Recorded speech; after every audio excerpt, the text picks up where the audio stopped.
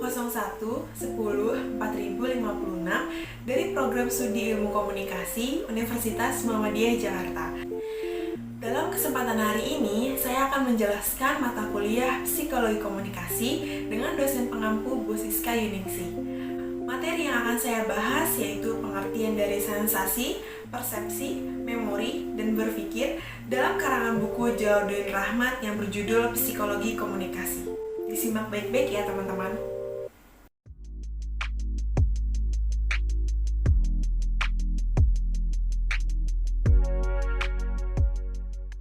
Sensasi adalah tahap paling awal dalam penerimaan informasi.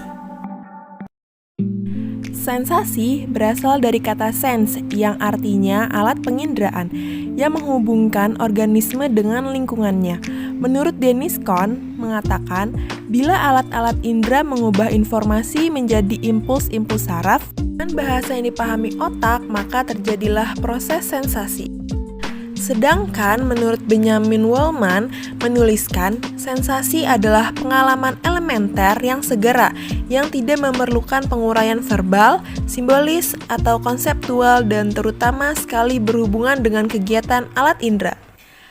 Seorang filosof bernama John Locke beranggapan bahwa tidak ada apa-apa dalam jiwa kita kecuali harus lebih dulu melalui alat indera.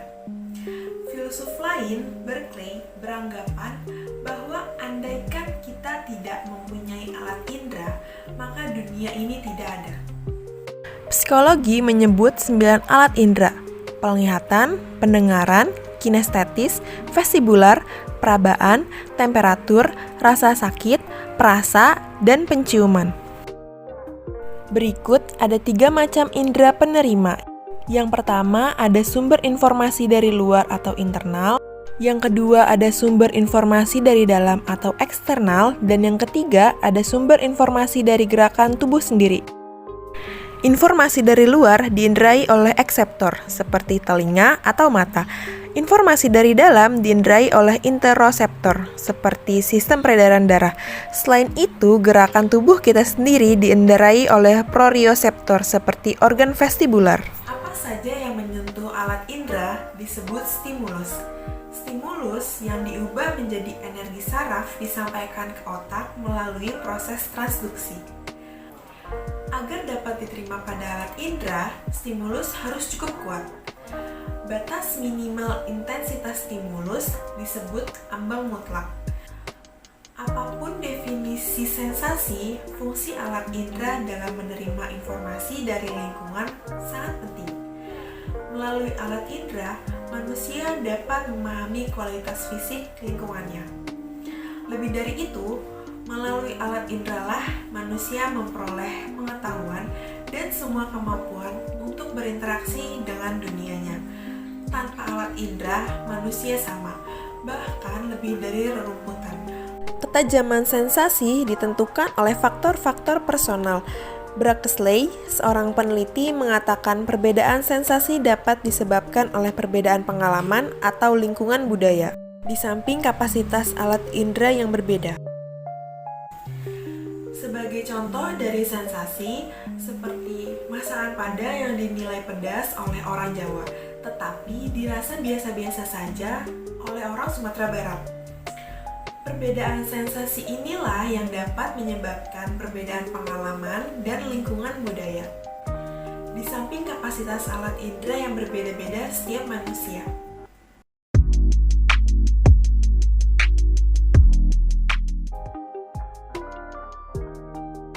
Persepsi adalah pengalaman tentang objek, peristiwa, atau hubungan-hubungan yang diperoleh dengan menyimpulkan informasi dan menafsirkan pesan. Hubungan sensasi dan persepsi sangatlah jelas, karena sensasi bagian dari persepsi.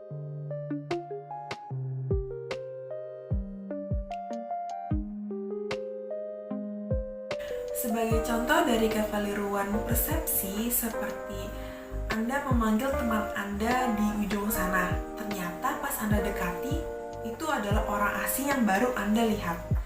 Sedangkan kesalahan persepsi ketika saya mengucapkan halusinasi, tetapi Anda mendengarnya Berikut asing. faktor-faktor yang mempengaruhi persepsi. Yang pertama ada faktor personal dan yang kedua adalah faktor situasional.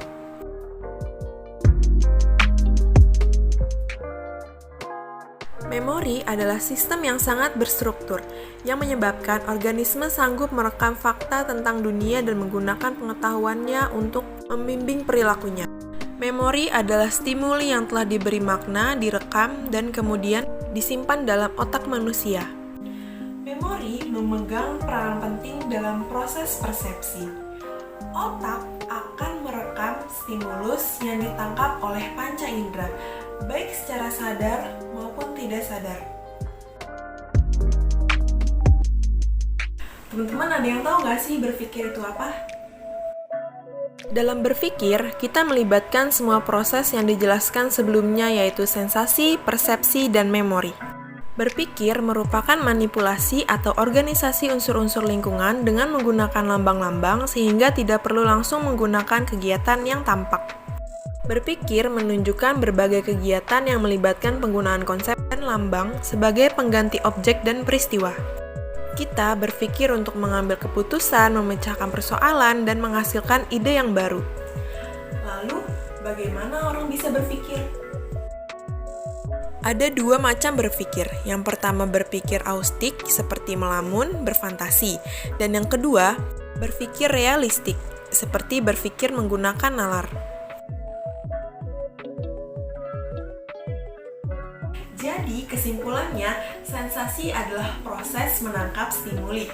Persepsi ialah proses memberi makna pada sensasi sehingga manusia memperoleh pengetahuan baru. Dengan kata lain, persepsi mengubah sensasi menjadi informasi. Memori adalah proses menyimpan informasi dan memanggilnya kembali. Sedangkan berpikir adalah mengolah dan memanipulasi informasi untuk mempengaruhi kebutuhan dan memberikan respon. Demikian video penjelasan mengenai sensasi, persepsi, memori, dan berpikir.